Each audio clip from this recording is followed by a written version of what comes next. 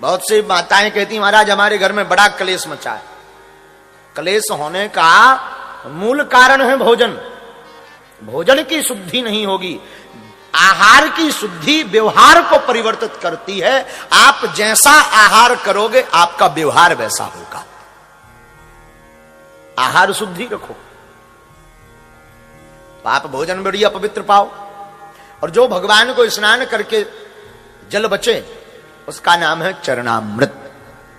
क्या नाम है? चरणामृत। भगवान के चरणों के स्नान का जल चरणामृत।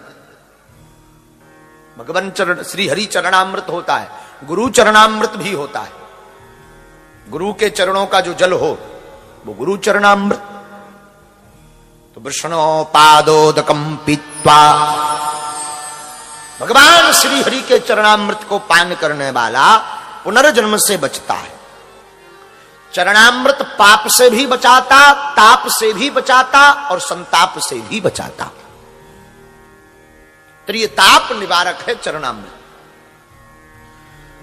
चरणामृत पाने वाला व्यक्ति कल्याण कर लेता है।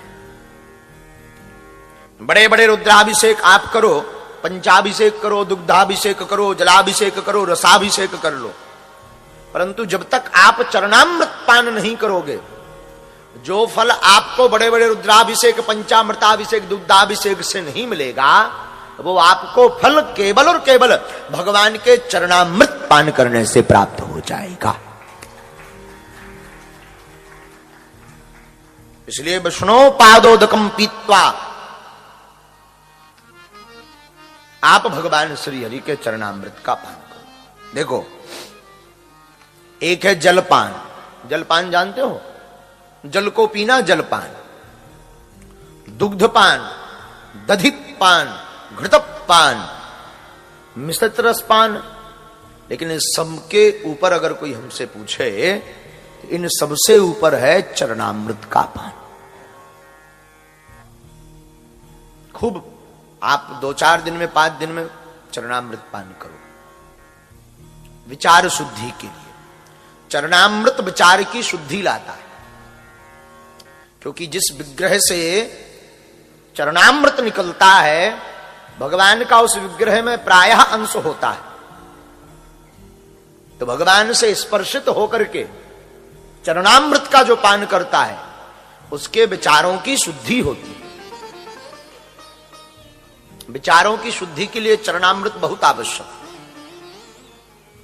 देखो भाई, सौभाग्य का सूचक है चरणामृत।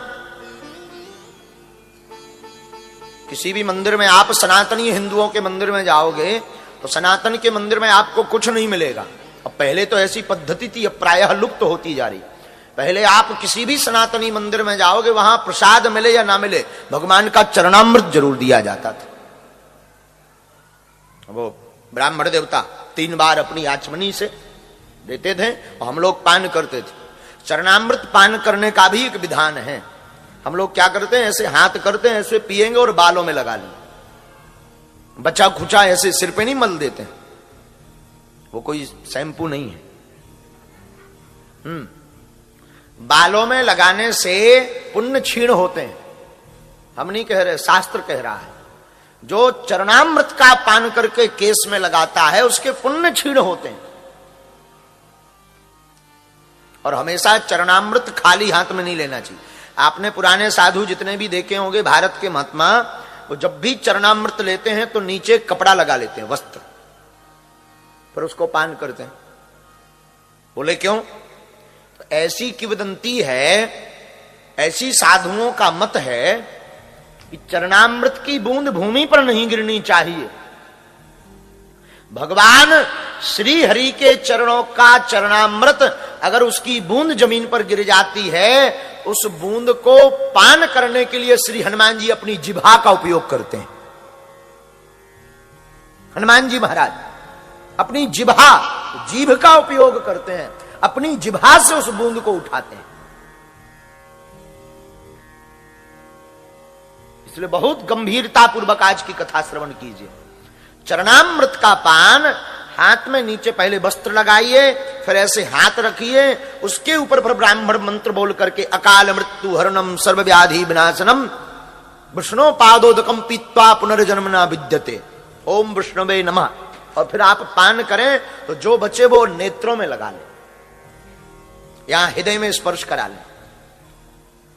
पर यह ज्ञात रहे, यह ध्यान रहे कि उसकी बूंद भूमि पर ना गिरे। ऐसा करने वाला भक्त जो इस विधान से चरणामृत का पान करता है, जो घर पर भगवान को प्रतिदिन प्रसाद लगाता है, उसका घर घर नहीं, उसका घर मंदिर बन जाता है और उसके जीवन में भक्ति का प्रादुर्भाव हो जाता है।